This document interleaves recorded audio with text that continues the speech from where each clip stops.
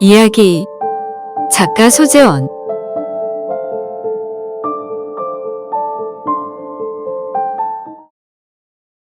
내년이 죽기를 각오했다는 것이냐?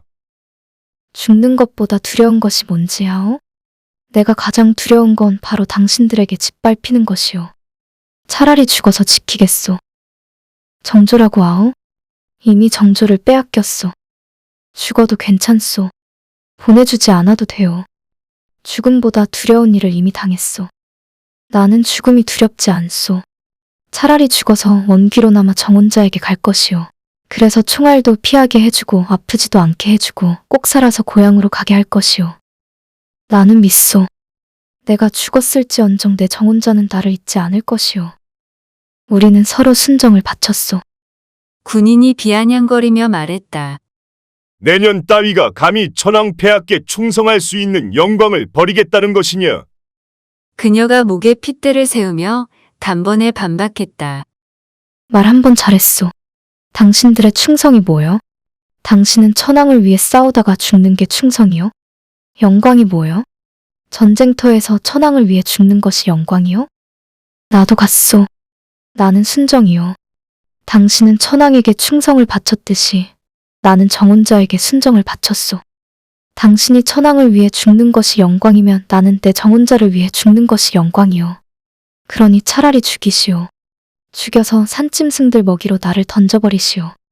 전쟁터에서 포로로 잡히느니 죽는 게 장수의 충성이라 들었소. 나도 그러오. 여기에서 노예처럼 살 바에는 그냥 죽어버리는 것이 내 정혼자를 위한 순정이요. 보내주지 못할 바에는 그냥 죽여주시오. 제발 나를 죽여주시오. 그녀의 강직하고 확고한 대꾸가 막사안을 더욱 살벌하게 만들었다. 군인은 잠시 주위를 둘러보더니 잔인하고 비열한 웃음을 지어 보이며 그녀를 싸늘하게 내려다봤다. 눈빛은 당장이라도 일본도가 휘둘려질 것 같았다. 몇몇 처자는 눈을 질끈 감았다. 오줌을 지리는 처자도 있었다. 각자 공포를 표출하는 방법은 달랐지만 하나같이 손의 근육이 수축되며 손가락이 오그라들고 있었다. 곧 그녀의 목에 일본도가 휘둘려질 것이라는 판단 역시 같았다. 하지만 모두의 단언과는 다른 광경이 펼쳐졌다. 일본도는 그녀의 목이 아닌 칼집으로 향했다. 소리와 함께 완벽하게 칼집 안에 봉인됐다. 뒤에 있던 부하 군인들이 어리둥절한 모습으로 마주봤다. 처자들은 긴 숨을 내쉬기도 했고 가슴에 손을 가져가기도 했다. 군인이 말했다. 내년에 눈을 보니 진정 죽음이 두렵지 않구나. 그럼 죽일 필요가 없지. 그렇다고 그냥 보낸다면 천황폐하를 욕보이는 지신이 안 될 터. 내년이 죽음보다 두려워하는 일을 시키는 게 가장 잔인한 형벌일 것이다. 자결도 안 된다. 너는 평생 용사들을 위해 희생해야 한다. 몸이 지쳐 죽을 때까지. 무슨 소리요? 차라리 죽이시오. 아니면 내가 당신을 죽이겠소. 다 죽이고 이곳을 나가겠소. 그녀가 벌떡 일어나 군인의 일본도를 향했다. 군인은 큰 손으로 그녀의 목덜미를 쥐어잡았다. 숨을 쉴 수 없자 정신이 어지러워졌다. 꼼짝달싹 할 수 없었다. 군인이 뒤에 서 있던 군인들에게 고개를 돌렸다. 전현은 이막사로 끌고 가라. 전현에게 흥이 있는 용사들을 상대하게 해라. 혹시 혀를 깨물거나 자결할 수 있으니 입을 봉하고 손을 묶어두어라. 군인이 그녀를 바닥에 내동댕이 치고는 낄낄거리며 막사 안을 빠져나갔다. 그녀가 혼미한 정신으로 혀를 깨물려 했지만 부하 군인들의 행동이 더 빨랐다. 부하 군인이 권총 머리 부분으로 그녀의 입을 막아섰다. 다른 하나가 그녀의 손을 제압하고 허리춤에 있던 밧줄로 움직이지 못하게 단단하게 포박했다. 그녀가 미친 듯이 새어나오지도 않는 소리를 지르며 저항했다. 입을 틀어막고 있던 군인이 그녀의 뒤통수를 잡고 자신의 이마로 총머리가 들어가 있는 그녀의 입을 인정사정 없이 박아버렸다. 입안 가득 피비린내가 진동했다. 그녀는 참기 힘든 고초 속에서도 격렬한 저항을 멈추지 않았다. 군인의 이마가 쉴 새 없이 그녀의 얼굴로 날아들었다. 그녀는 끝까지 정신을 잃지 않았다. 죽을 힘을 다해 잔인한 폭력 앞에 불응하며 몸부림쳤다. 어찌 그런 힘이 나왔을까? 손이 묶이고 입이 틀어막혀 있는 상태에서 두 명의 사내를 뿌리치며 밖으로 기어나갔다. 어허, 이년 봐라. 그녀의 손을 제압한 군인이 재미난 장난감을 발견한 듯 말했다. 군인은 그녀의 머리를 군화로 툭툭 치며 길을 방해했다. 그녀는 아랑곳하지 않고 기어갔다. 독한 년일세. 밖으로 나갈 수 있으면 집에 보내주지. 용 써서 한번 나가봐. 그녀의 입을 봉쇄한 군인이 배를 잡고 웃으며 말했다. 그녀의 머리를 군화발로 지그시 바닥에 눌렀다. 그녀가 머리를 흔들어대며 저항했다. 제정신이 아니로군. 에라이, 미친년. 손을 포박했던 군인의 발이 그녀의 얼굴을 하고 밟아버렸다. 그녀는 포기하지 않았다. 이런 미친 조센징을 봤나? 발로 강하게 내리쳐도 고집을 굽히지 않자 손을 포박했던 군인의 화가 치밀어 올랐다. 그녀는 못 들은 척 꿋꿋하게 밖을 향해 힘차게 움직였다. 그럴수록 군인들의 몸은 거칠어졌다. 둘이 합심하여 그녀의 머리를 사정없이 걷어차고 밟아댔다. 나가봐. 나가보라고 조센징년아. 그녀의 몸 여기저기 살이 터졌다. 피범벅이 된 가운데서도 그녀는 끊임없이 전진했다. 군인들의 발을 이리저리 피하면서 움직임을 멈추지 않았다. 땀과 피가 섞여 얼굴을 타고 흘러내렸다. 입에서는 피와 섞인 침이 흘러나왔다. 머리카락에서도 핏방울이 뚝뚝 떨어졌다. 어떤 응징에도 그녀는 굴하지 않았다. 막사 밖까지는 세 걸음 정도가 남아 있었다. 험한 발길질 속에서도 그녀는 조금만이라고 마음속으로 외치며 조금씩 나아가고 있었다. 어느새 군인들도 때리다가 지쳤는지 숨을 헐떡거렸다. 입을 틀어막았던 군인이 그녀에게 돌진했다. 힘차게 뛰어간 군인은 축구공을 차듯 엄청난 발차기로 그녀의 머리를 걷어찼다. 차라리 죽어버리라는 식이었다. 그녀의 몸이 축 늘어졌다. 어깨를 움직이려 했으나 움직여지지 않았다. 미세한 움직임도 몸은 허락하지 않았다. 그녀를 걷어찬 군인이 땀을 훔치며 그녀의 코에 손가락을 갖다 댔다. 아직 살아있다. 끌고 가자. 숨이 붙어 있는 것을 확인한 군인은 그녀의 머리채를 잡고 질질 끌고 나갔다. 몸은 전혀 항거할 수 없었지만 두 눈은 여전히 그들에게 저항하는 듯 피눈물을 쏟아내고 있었다. 서수철이 청혼을 하던 늦은 밤이 떠올랐다. 개구리 소리가 들려오고 달빛이 환했던 밤이 떠올랐다. 그녀가 서로 순정을 바쳤던 그날이 떠올랐다. 오순덕이 정신을 차렸을 땐 한 사람이 겨우 누울 수 있는 낡은 강목으로 대충 만들어진 침대에 누워 있었다. 방 안은 두 평 남짓한 판자로 만들어진 초라한 공간이었다. 햇빛조차 들어오지 않는 곳이었다. 작은 창문은 초록색 두꺼운 도포로 가려져 있었다. 문은 대충 만들어져 있었다. 문틈으로 바람이 심하게 들어오자 지저분한 천으로 막아놓은 것이 전부였다. 한 처자가 그녀를 돌보고 있었다. 그녀가 주위를 둘러보자 깨어났네? 라며 몸을 닦아주던 수건을 내려놓았다. 그녀는 대꾸를 하지 않고 멍하니 천장을 바라보았다. 어떤 일을 당한 걸까? 알몸으로 머리채를 잡혀 끌려간 막사 안에는 쾌쾌한 사내들의 냄새가 진동했다. 온몸이 피범벅임에도 불구하고 사내들은 신음소리를 내며 그녀를 괴롭혔다. 어느 사내는 그녀가 정신을 잃자 뜨겁게 달군 쇳덩이를 살에 지지며 비명과 함께 몸부림치게 만들기도 했다.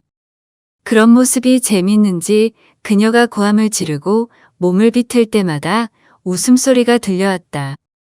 정신을 잃고 살점이 타들어가고 사타구니의 쓰라림으로 정신이 오락가락 하기를 수도 없이 반복하고 나서야 그녀의 신사는 멈춰졌다. 그녀가 치욕스러운 악몽을 떠올리며 스스로 목숨을 끊으려 혀를 깨물려 했다. 그녀를 간호하던 처자가 황급히 그녀의 입에 자신의 손을 넣었다. 있는 힘을 다해서 깨물었는데 딱딱한 느낌만이 전달될 뿐 혀는 아무렇지 않았다. 혀에 피맛이 전해졌다. 처자가 악! 하고 짧은 소리를 뱉어냈다. 그녀가 어금니에 힘을 풀었다. 처자가 자신의 손은 안중에도 없이 누워있는 그녀의 목을 감싸 안으며 말했다. 이렇게 죽으면 안 돼. 우리는 꼭 살아야 해. 분명 일본은 패망할 거야. 반드시 패전에서 대가를 치를 거야. 우리는 우리가 강요에 못 이겨 했던 치욕스러운 지금의 일들을 역사에 남겨둬야만 해. 반드시 살아야 해. 어떻게든 살아서 그들을 심판대에 올려야 해. 우리가 강요에 못 이겨 했던 그 일을 역사에 남겨두어야 한다.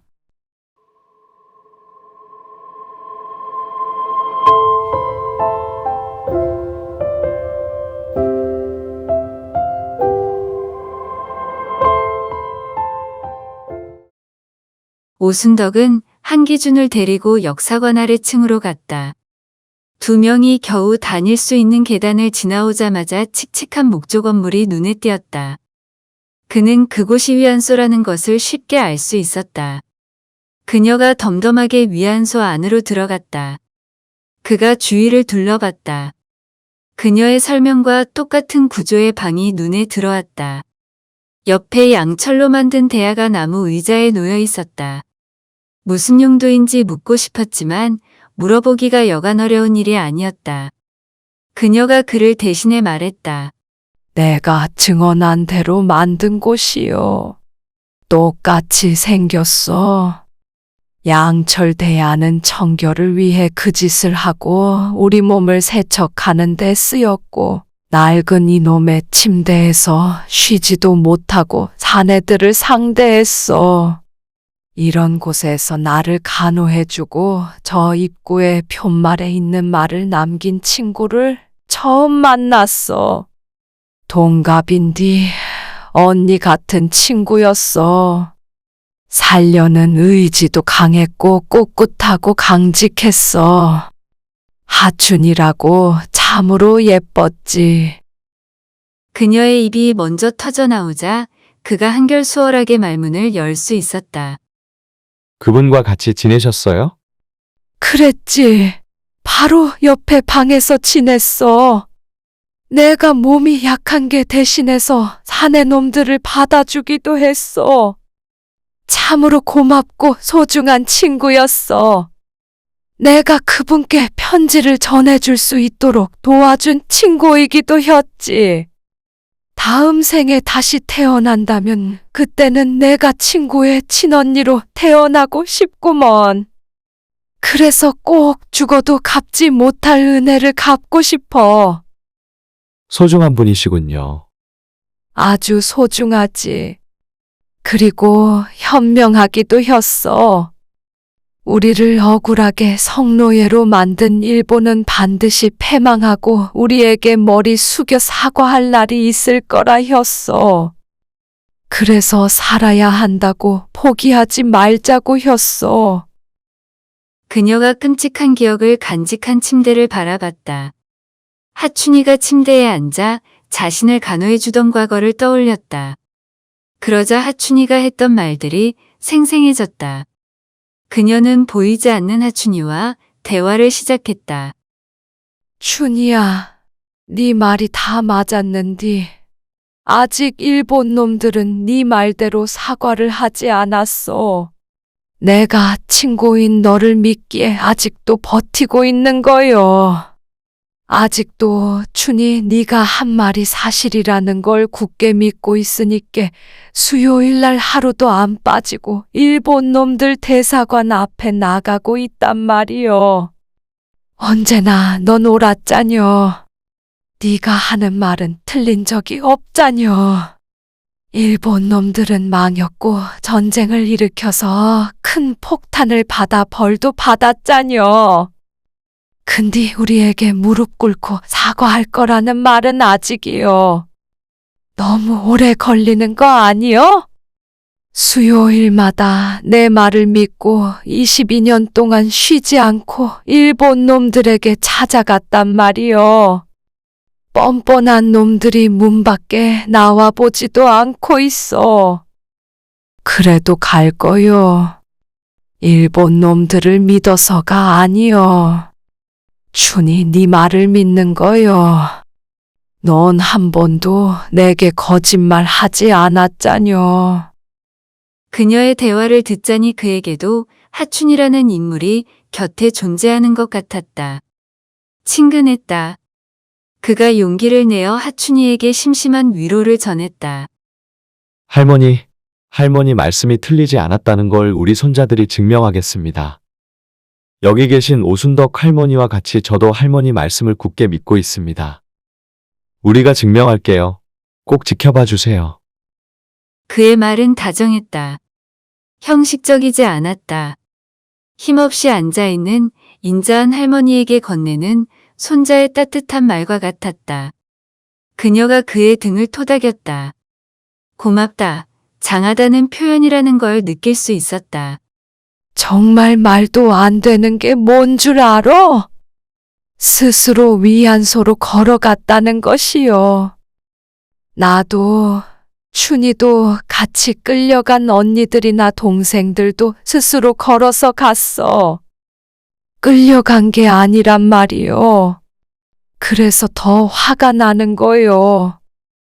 거짓부렁으로 우리가 반항 한번 해볼 기회조차 없었어.